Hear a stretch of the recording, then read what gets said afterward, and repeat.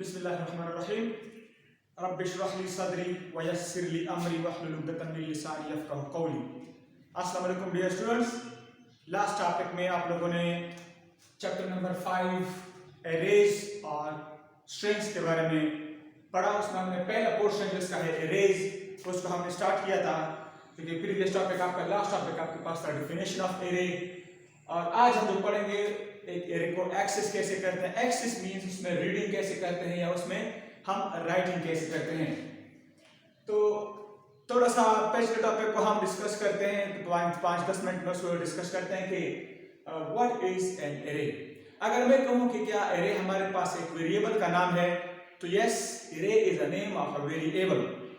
आप लोगों ने लास्ट जो पहले पढ़ा था, पहले पढ़ते थे आप इंटीजर ए, तो ये भी आप एक वेरिएबल डिक्लेयर करते थे। अगर हम फॉर एग्जांपल मैं आपके लिए अगर मैं ड्रा कर दूं rain, if this box is representing for let's say for example rain, जो आपके पास एक रैंडम एक्सेस मेमोरी है जो कि वोलेटाइल मेमोरी है, तो जब आप इंटीजर ए लिखते हैं तो आपकी इस रेन में एक जगह रिजर्व हो जाती है, एक खाली बॉक्स रिजर्व हो जाता है जिसके ऊपर लिख दिया जाता था ए। रेन के अंदर एक जगह रिजर्व हो जाती है, सही है। लेकिन फिर आप लोगों ने पढ़ा कि नहीं, हमें एक जगह मतलब एक जगह, दो जगह, 3 प्लेसेस के लिए 4 प्लेसेस के लिए तो खैर चल सकता है, लेकिन अगर हमें मेमोरी कुछ ज्यादा चाहिए 200 तक, 100 तक, 50 वैल्यूज के लिए अगर हमें जगह रिजर्वेशन चाहिए, तो फिर हमें जरूरत पड़ती थी एरे की। एरे को हम किस तरह डिक्लेयर करते हैं? इंटीजर टाइप में। फॉर एग्जांपल अगर हम एरे डिक्लेयर करना चाहते हैं जिसके टाइप होगी, डेटा टाइप उसका है इंटीजर, और लेट्स से हमने उसका नाम भी ए रखा है, आपकी मर्जी जो भी आपने, लेकिन हमने फॉर एग्जांपल लेट्स से उसका नाम कैपिटल ए रखा है, for example let's say capital A. तो ये जो स्क्वायर ब्रैकेट्स हैं, it is a representation of an array. Square brackets represent करते हैं कि now this variable is not a single variable, it is a group of integers, semicolon. अगर इसके अंदर मैंने लिख दिया है 4, तो ये अब आपने एक वेरिएबल डिक्लेयर किया है। यस, जिस तरह ये आपने एक वेरिएबल डिक्लेयर किया, ये भी आपके पास एक वेरिएबल डिक्लेयर है रेन में, लेकिन इसका आपने साइज मेंशन कर दिया है 4 is not an index number, ये याद रखें। मैं आपको बताता हूं, 4 is not an index number. ये आपके पास इंडेक्स नंबर नहीं है, but this is actually the size of an array.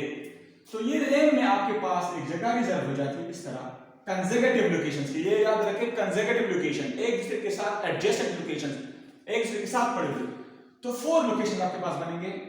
2 3 4, 1 2 3 4। तो मेमोरी में आपके पास 4 जगह बन गई, और उस वेरिएबल का नाम आपने रखा हुआ है, लेट्स से आपने लिखा हुआ है ए, तो ये आपके पास जगह रिजर्व हो गई। तो ये वाली जो लाइन है, first line integer a is for single reservation, while integer a and square brackets 4 is a reservation for 4 variables. ये तो आप लोगों ने लास्ट टॉपिक में पढ़ा था।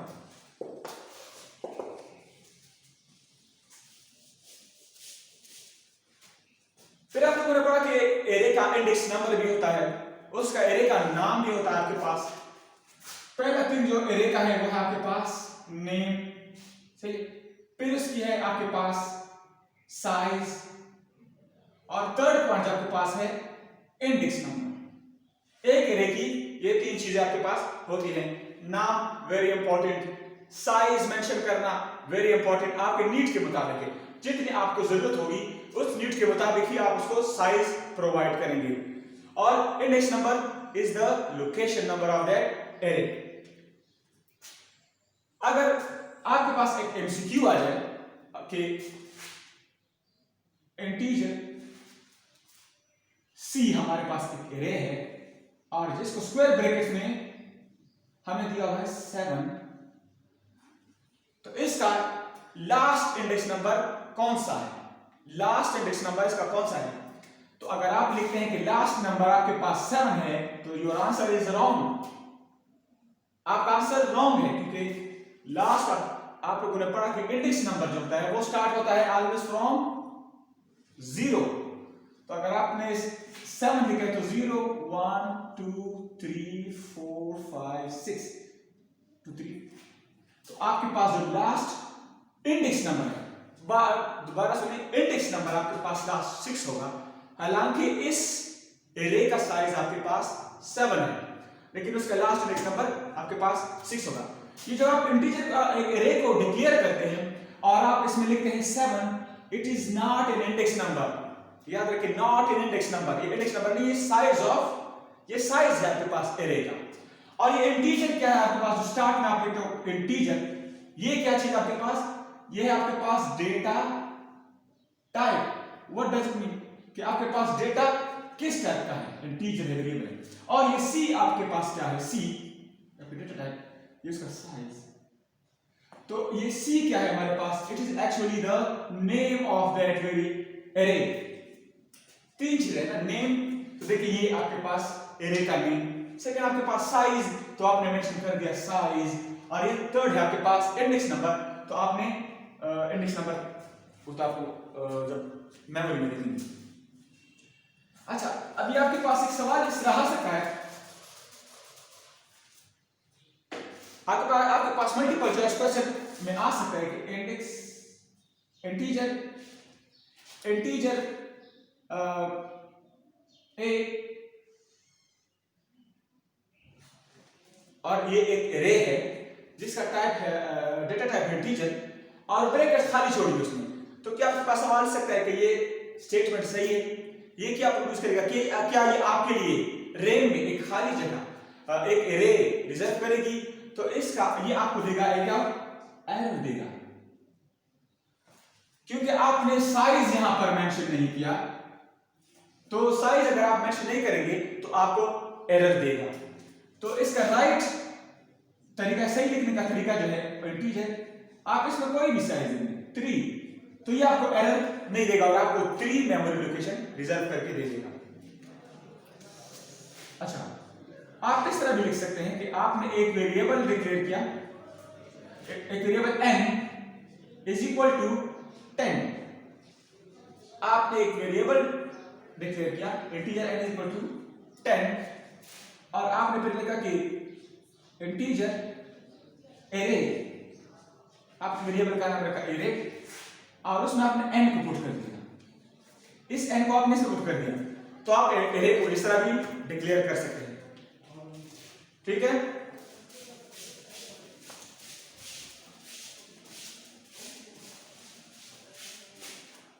डिक्लेरेशन। फिर मैंने आपको डिफरेंस बताया कि what is the difference between declaration and initialisation. Declaration में और इनिशियलाइजेशन में क्या फर्क होता है। डिक्लेरेशन, आप जब लिखते हो इंटीजर ए और स्क्वायर ब्रैकेट्स पुट करते हो, उसके अंदर एक साइज भी डिक्लेयर करते हो, सेमीकोलन और फुल स्टेटमेंट टर्मिनेटर लगाते हो, तो ये आपके पास हो गई डिक्लेरेशन, क्या आपने एरे डिक्लेयर कर दिया। ठीक है, लेकिन अगर आप एरे को साथ में वैल्यूज भी देना चाहते हैं, आप चाहते हैं कि एक एरे बने, लेट्स इस दफा इंटीजर का नहीं लेते, हम कैरेक्टर्स के लिए, एक अल्फाबेट्स के लिए, sorry vowels, let's say we are going to make an array for English vowels. तो जैसे कि आपको पता है कि vowels A E I O U 5 vowels आपके पास, लेकिन उसका टाइप हमारे पास क्या है, कैरेक्टर है हमारे पास, तो हम इंटीजर नहीं लिखेंगे क्योंकि ए वोवेल्स जो है वो आपके पास कैरेक्टर टाइप है। तो कैरेक्टर, और आपने दे लिख दिया वोवेल, वेरिएबल का नाम आपने रखा वोवेल, ऑर्डर दिए, और कितने वोवेल्स आपके पास 5, तो इसका साइज भी हमारे पास 5 होगा। और आपने इक्वल का निशान, जिसको मैंने बार बार कहा कि इक्वल नहीं है, इसको बोलते हैं असाइनमेंट ऑपरेटर, असाइनमेंट ऑपरेटर लगा दिया, तो इसके अंदर ए ई आई ओ यू, तो ये आपके पास एक एरे बन जाएगी 5 साइज की, और उसके 5 लोकेशंस पे एक वैल्यू सेव हो जाएगा। लेकिन ये रेस्पेक्टिवली, मतलब अगर 5 लोकेशन आपके पास बन रहे हैं, 5 लोकेशन की एरे आपके पास बन रही है 2 3 4 5, तो if the first value is a, तो फर्स्ट पे a सेव होगा, सेकंड इज e सेव होगा, third is i o u, ये सारा सीक्वेंस में सेव होगी। ये u जो है यहां पर नहीं आएगा, क्योंकि आपने जो सीक्वेंस इधर दी होगी मेमोरी में, उसी सीक्वेंस में आपके पास सेव होंगे। अच्छा, अगर इधर 5 की जगह मैं साइज को चेंज कर दूं, इधर मैं लिख दूं 6, तो हमारे पास एक 6 लोकेशन बनेगी। क्लियर? तो क्या ये सही है हमारे पास? ये स्टेटमेंट हमारे पास सही है, क्योंकि आपने तो वैल्यूज 5 दे दी हैं और जगह आपने बनाई है 6 के लिए। तो क्या ये स्टेटमेंट सही है? जी बिल्कुल सही है, क्योंकि आपने 6 जगह के लिए जगह रिजर्व कर दी, तो लास्ट वैल्यू आपके पास इसमें फिर ऑटोमेटिकली 0 सेव हो जाएगा। सही है। लेकिन अगर मैं साइज कर दूं इसका 3, इसका साइज अगर मैं 3 कर दूं कि एक एरे बनाओ कैरेक्टर टाइप की, इसमें वैल्यूज कैरेक्टर सेव होंगी और जिसका साइज हो 3,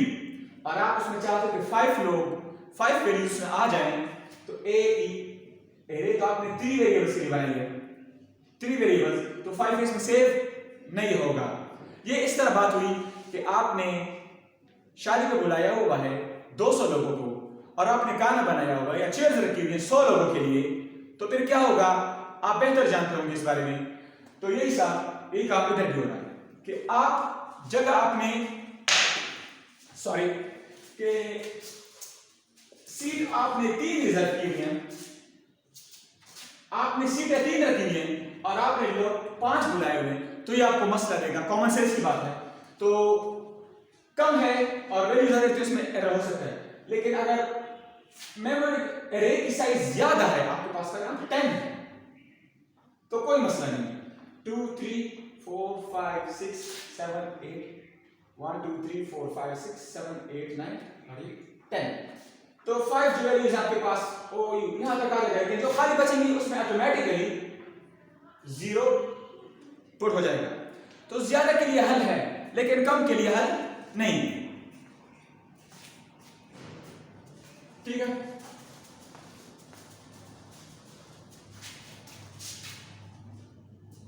ये जो अब आप लिखते हो कैरेक्टर, इंटीजर या फ्लोट, ये है आपके पास डेटा टाइप। आप लोगों ने बार बार पढ़ा कि डेटा टाइप आप जो एरे में सेव करेंगे आप उसको डेटा टाइप जरूर बताएंगे कि इस एरे में कौन सा डेटा टाइप किस टाइप की वैल्यू में इसमें सेव कर रहा हूं। क्योंकि अभी मैं वोवल सेव कर रहा हूं तो मैंने लिखा है कैरेक्टर, अगर मैं 1 2 3 सेव कर रहा हूं तो मैं लिखता इंटीजर, और अगर मैं कोई पॉइंट्स में वैल्यू सेव करता पॉइंट्स में तो फिर मैं लिखता फ्लोट। इसकी एग्जांपल हम इस तरह समझेंगे। एक छोटा बच्चा आपसे कहता है कि अंकल मुझे इंग्लिश कैरेक्टर जरा सुनाएं, और आप सुनाना कर दे 1 2 3 4। तो जैसे आप 3 पे पहुंचेंगे वो छोटा बच्चा, आपका जो भतीजा होगा जो भी होगा, वो आपके ऊपर हंसेगा कि सर या अंकल या जो भी, ये तो आप मुझे अल्फाबेट सुना रहे हैं, मैंने आपसे अल्फाबेट पूछा, आप मुझे 1 2 3 सुना रहे हैं। तो देखिए उसने आपसे करेक्ट आंसर बता दिया कि मुझे इंग्लिश अल्फाबेट सुनाओ क्योंकि मुझे नहीं आते, और आप उसको सिखा रहे हो 1 2 3, तो ये तो गलत बात है ना। तो आप उसको ABC सुनाएंगे। तो ये इस तरह कंपाइलर को भी समझ नहीं आती कि आपने इधर लिखा हुआ है कैरेक्टर और इधर आप पुट कर रहे हो 1 2 3, तो फिर ये आपको एरर देगा, ये आपको पॉइंट आउट करेगा कि नहीं आपने लिखा है कैरेक्टर, तो इसमें इस एरे में कैरेक्टर पुट करो। अगर आपने लिखा हुआ है इंटीजर तो इस एरे में इंटीजर पुट करो, और अगर आपने लिखा हुआ है फ्लोट मींस डेसिमल वैल्यूज, तो आप इस एरे में डेसिमल वैल्यूज को पुट करेंगे।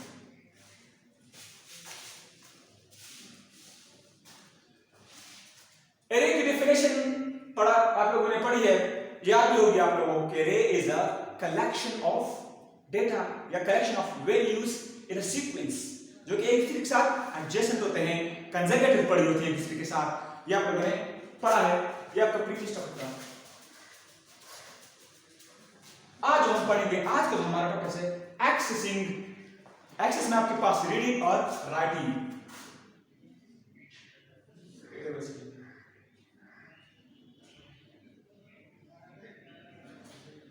एक्सेस बोलते हैं पहुंच को, कि आपकी पहुंच कहां तक है। आप इस फॉर एग्जांपल आप रियल लाइफ में क्या आपकी पहुंच प्रिंसिपल ऑफिस तक डायरेक्ट है? आप डायरेक्ट प्रिंसिपल ऑफिस में जा सकते हो? तो नहीं, आप पहले कोऑर्डिनेटर अपने क्लास टीचर से पूछेंगे, फिर आप कोऑर्डिनेटर के पास जाएंगे, और आखिर में आप डायरेक्ट फिर भी नहीं मिल सकते, आपको एप्लीकेशन लिखनी पड़ेगी, उस पर प्रिंसिपल का साइन होगा कि आपके लिए हॉलीडे या शॉर्ट लीव अवेलेबल है या नहीं है।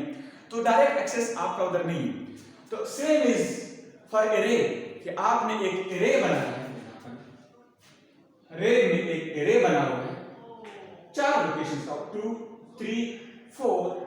ये आप लोगों ने पढ़े कि ये इंडेक्स नंबर होता है जो कि स्टार्ट होता है 0 से 1 2 एंड 3 और इस एरे का आपने नाम रखा हुआ है फॉर एग्जांपल वॉवल्स नहीं हाँ चलो वॉवल वी और डब्ल्यू वॉवल्स तो वॉवल्स हमारे पास 5 होते हैं तो मैं एक और लोकेशन भी सेव करता हूं वॉवल्स और इसके अंदर आपने पुट किया हुआ है ए ई आई ओ यू ये एक एरे बना हुआ है एरे में और जिसमें 5 वैल्यूज पड़ी हुई है 5 करेक्ट एक्चुअली पड़े हुए हैं ए ई आई ओ यू अब आप चाहते हो कि इंडेक्स नंबर 2 थे ये इस आई को मैंने सी आउट करना है प्रिंट करना है स्क्रीन पे तो क्या आप डायरेक्ट आई को प्रिंट करेंगे नो आप इस आई के पास कैसे आएंगे इस इंडेक्स नंबर को आप रीच करेंगे इस इंडेक्स नंबर को आप रीच करेंगे और आप कहेंगे कि इस इंडेक्स नंबर 2 पे जो वैल्यू पड़ी है मुझे स्क्रीन पे आउट करके दो इंडेक्स नंबर 3 पे जो वैल्यू पड़ी हुई उसको आप रीच करेंगे एक्चुअली तो आप क्या करते हो एक्सेसिंग किस तरह करते हो आप उसके इंडेक्स नंबर को एक्सेस करोगे उसके लिए आपके पास सी आउट और cin फंक्शन है आपके पास cout is for display and cin is अगर आप इसमें वैल्यू पुट करना चाहते हैं तो अभी अगर आपने इन 5 वैल्यूज को स्क्रीन पे आउट करना है तो क्या करेंगे अगर आपने एक एक वैल्यू को स्क्रीन पे आउट करना है तो क्या करेंगे इसके लिए मैं आपको एक छोटा सा प्रोग्राम लिखता हूं आपको बेहतर समझ आएगी कि हाउ टू रिट्रीव और add data into an array ये जो अभी तक हम काम कर रहे हैं ये जो अभी तक हम सारे एरे में काम कर रहे हैं ये आपके पास है 1 डायमेंशनल एरे आपके पास ये सब हम 1 डायमेंशनल भी बोलते हैं इसको सिंगल डायमेंशनल भी बोलते हैं या 1D भी सिंपली 1D में काम कर रहे हैं तो हम 1 डायमेंशनल एरे में भी डेटा पुट करेंगे हम स्टार्ट करेंगे for example hash include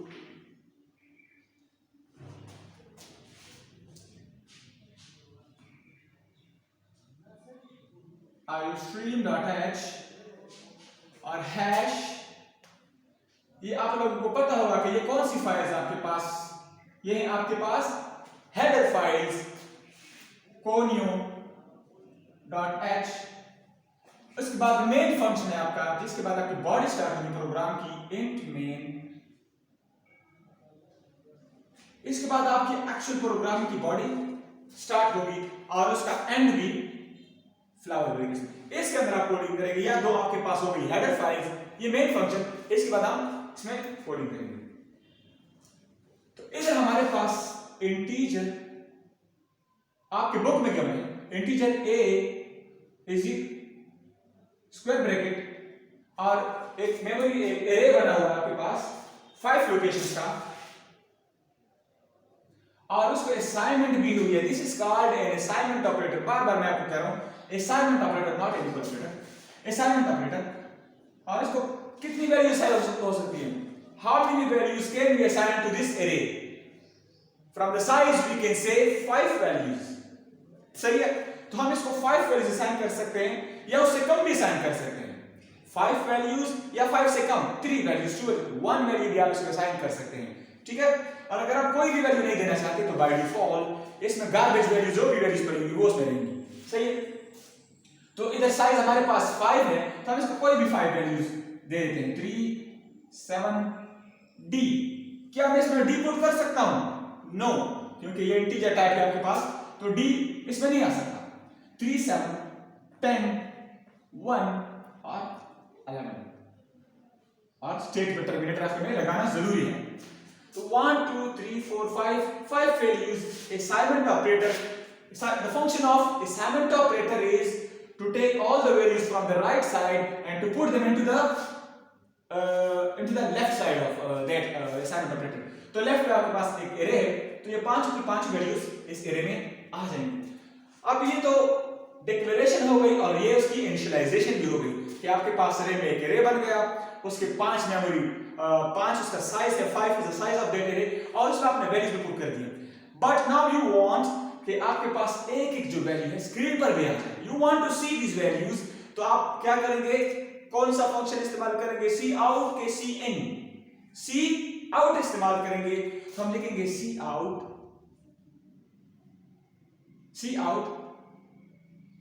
array का नाम लिखना जरूरी है, एरे का नाम 0, now this is index number,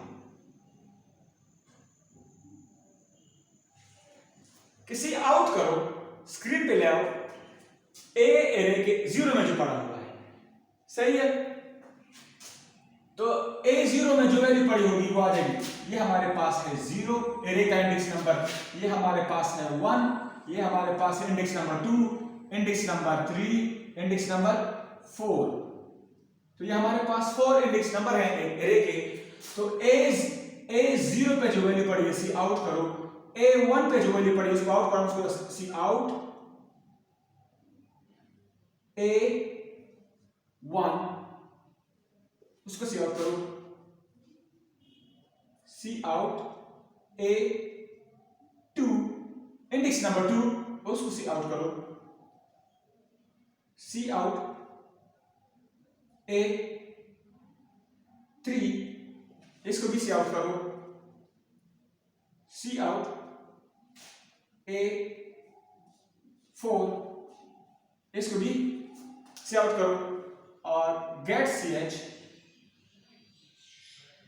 return 0। तो ये एक एरे में वैल्यूज हमने पुट की, और फिर एक एक करके उसमें से वैल्यू को रिट्रीव किया, रिट्रीव मतलब उठाया हमने, उसमें से एक एक वैल्यू का हमने उठाया सी आउट फंक्शन के थ्रू, और एक्सेस किया हमने उसका इंडेक्स नंबर के थ्रू हम एक्सेसिंग करते हैं। ये जो फर्स्ट लाइन है आपके पास, ये वाली फर्स्ट लाइन, ये क्या कर रही है आपके पास, एक फर्स्ट लाइन जो है एस्पेरोग्राम की, वो क्या कर रही है, एक एरे बना रही है। What is that first line doing, it is actually making an array of size 2 3 4 5। What is the size of array, you can see it from here 5, तो 5 साइज की, या हम इसको लेंथ कह सकते हैं, we can not call it length actually, size की हम एक एरे बन गई हमारे पास रे में, और ये असाइनमेंट ऑपरेटर के थ्रू आपने क्या किया, 5 वैल्यूज इसमें पुट किए, 3 7 10 1 एंड 11। आप लोगों ने पढ़ा है कि एरे के ऊपर इंडेक्स नंबर होता है 0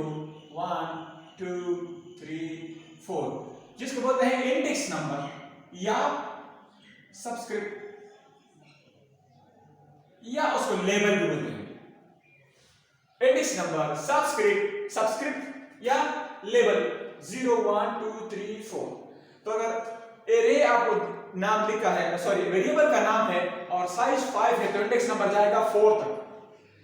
साइज 5 है तो इंडेक्स नंबर जाएगा 4 तक, इसमें से एक -1 तक जाएगा। क्यों? Because index number always start from 0। तो ये फर्स्ट लाइन ने क्या किया, आपके पास एक एरे बन गई और उसको आपने वैल्यूज में असाइन कर दी।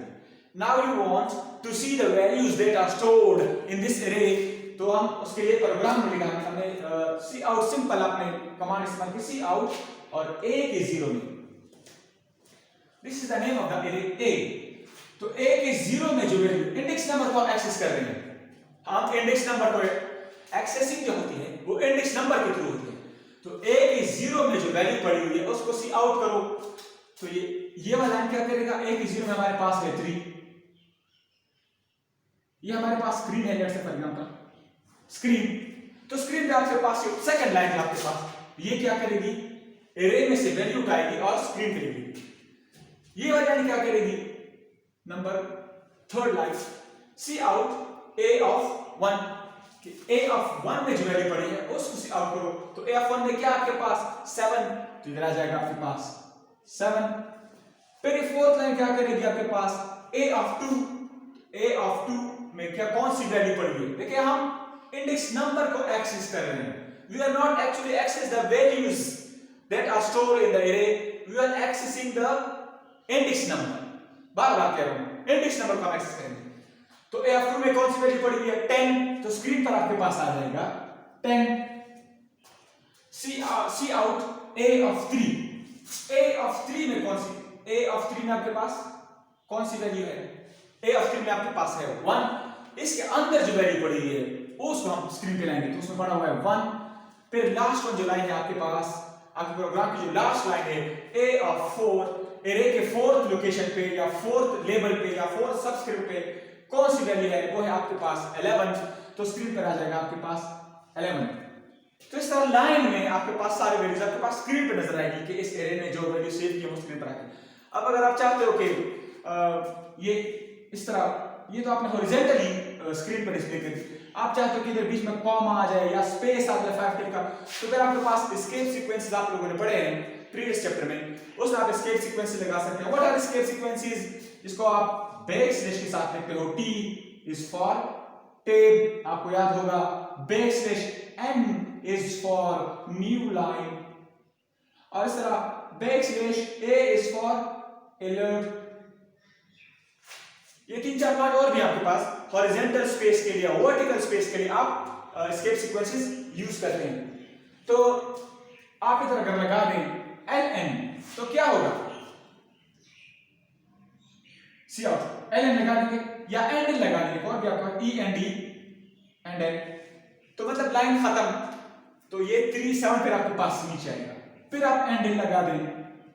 तो ये 10 आपके पास नीचे आ जाएगा, फिर इस तरह 1 और फिर 11। ये आपकी मर्जी, आप अपनी स्क्रीन को किस तरह डेकोरेट करते हैं एस्केप सीक्वेंसेस के थ्रू। तो इस तरह आपके पास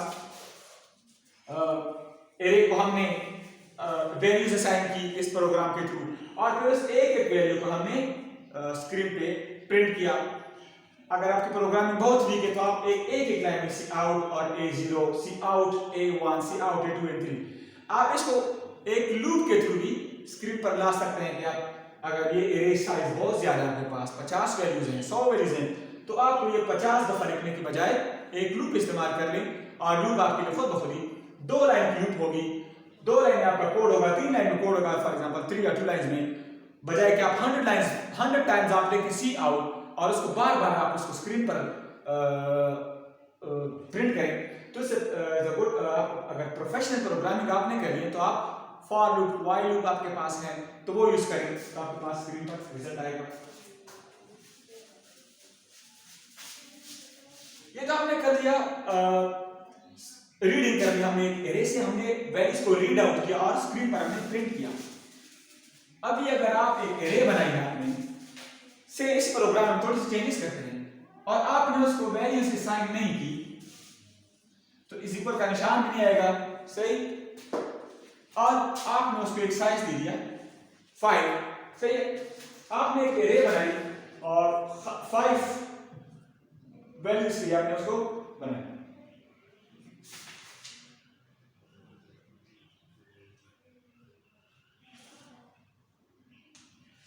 तो आप क्या करेंगे, simple cout is for display, तो हम यहां पर फिर क्या यूज करेंगे, सी इन यूज करेंगे। सी इन हमारे पास फंक्शन है, उसका हम ये निशान लगा के एरे का नाम, उसका इंडेक्स नंबर देंगे, सही है।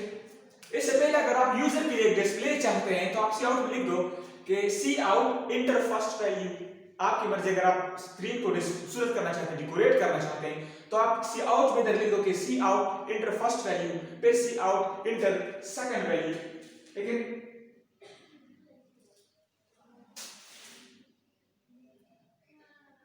जीरो। तो ये सी आपसे एक वैल्यू डिमांड करेगा, क्योंकि इसको चाहिए कि इसने एक वैल्यू पुट करनी है ए के 0 पर, एक एरे बनेगा आपके पास 2 3 4 5। ये फर्स्ट लाइन क्या करेगी, ये आपके लिए एक एरे बनाएगी आपकी, जिसका नाम होगा ए, और उसके में इंडेक्स नंबर होंगे 0 1 2 3 4, लेकिन खाली है, इसमें कोई वैल्यू नहीं पड़ी, इसमें गार्बेज वैल्यूज हो सकती हैं, लेकिन हमने इसमें इनिशियलाइजेशन नहीं की। अब हम चाहते हैं कि बोर्ड के थ्रू हम इसमें वैल्यूज एंटर करें, तो ये CS स्टेटमेंट क्या करेगा, ए ऑफ 0 पे आपसे वैल्यू डिमांड करेगा। ये आगे प्रोग्राम तब तक नहीं करेगा जब तक आप इसको कोई वैल्यू नहीं देंगे। लेट्स आपने कीबोर्ड से प्रेस कर दिया 20, तो इसमें हो जाएगा 20 इसमें आ जाएगी। अब आप सेकंड इंडेक्स नंबर पे, इंडेक्स नंबर फर्स्ट है आपके पास एक्चुअली, तो सी इन ए ऑफ 1, तो ए ऑफ 1 पे वैल्यू डिमांड करेगा आपसे, तो आपने इसमें 10 लिख दिया। सी इन ए ऑफ 2, तो ए ऑफ 2 में आपसे वैल्यूज आपने फॉर एग्जांपल लिख दिया 3, कीबोर्ड से आपने वैल्यू एंटर की 3, फिर इस तरह सी इन ए ऑफ 3, फिर इस तरह same cin a of 4, 1 2 3 4 5, size भी आपके पास 5, आपने सी इन भी लिख दिए हैं 5, और गेट सी एच, रिटर्न 0 0, और ये बंद करना बहुत जरूरी है, स्टेटमेंट टर्मिनेटर लगाना बहुत जरूरी है, वरना ये आपको कंपाइलर पे एरर देगा। तो 20 दे दिया आपने, 10 3, इधर आपने 7 दे दिया, इधर आपने 100 दे दिया, तो ये आपने क्या कर दी, एक्चुअली राइटिंग कर दी, एक एरे में आपने वैल्यूज को राइट किया, जो कि आपने पहले इसको खाली डिक्लेयर किया, उसमें कोई वैल्यूज आपने साइन नहीं की, फिर आपने सी इन के थ्रू हर उस एरे में आपने राइटिंग कर लिया, और कीबोर्ड के थ्रू आपने उसमें वैल्यूज पुट की।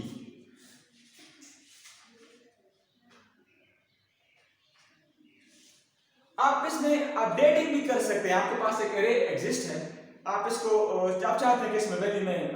3 की बजाय अगर मैं इसमें 10 करना चाहते हैं 20, तो प्रोग्राम में आप दोबारा इसको बार बार इसको रन करेंगे, इसमें वैल्यूज चेंज होती रहेंगी।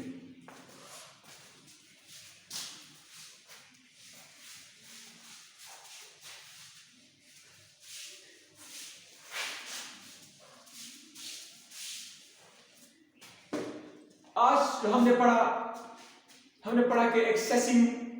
क्या है, मतलब रीडिंग, एक्सेसिंग में आपके पास 2 काम होते हैं, रीडिंग होती है एरे में से, और इसमें राइटिंग होती है।